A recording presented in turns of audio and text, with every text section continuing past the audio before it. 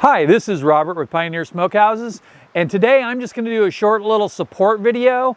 I'm going to walk you through the replacement parts for the Big Chief smoker. Now, there's a whole article here, and I just want to run through these things so that way you can get a good look at them. First thing we're going to talk about is the heating element. The heating element sits right down here in the bottom of the unit, and it works just like any heating element that you would have on your stove.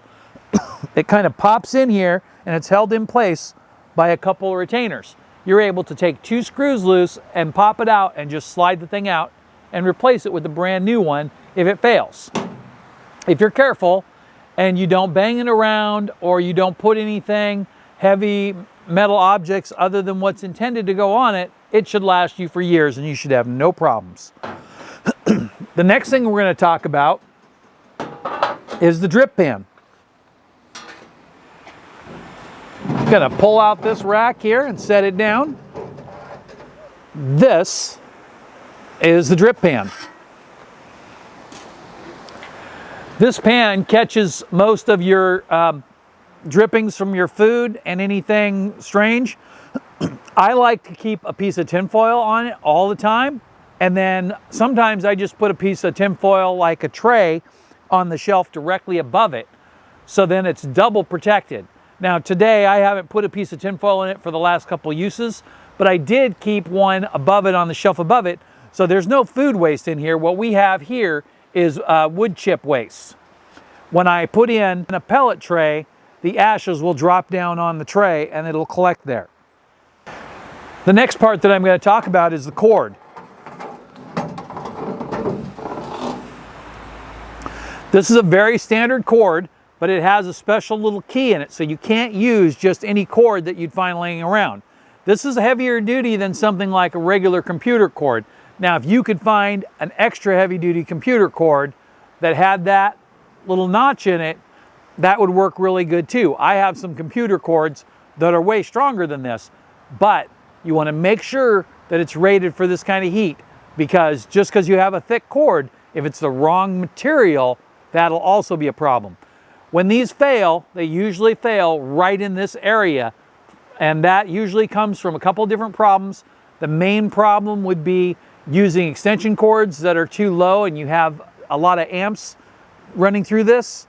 So we want to make sure that we use good extension cords or plug directly in to a plug-in on the outside of your house. Never use a smoker in the indoors. The next thing is the most frequently replaced item in this whole setup.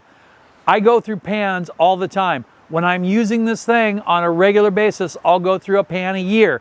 Usually what happens is I usually break the pan right in this area, but they also get really bad, and over time they will rust out. These are nice pans, they're metal, they don't have any special treatment to them or anything, and you do want to make sure that you take good care and keep them out of the rain so they don't rust.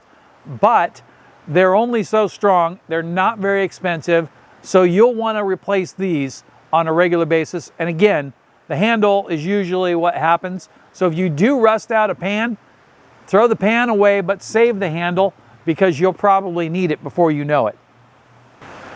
The next thing that you will want to replace from time to time is grill grates. Usually they won't go bad.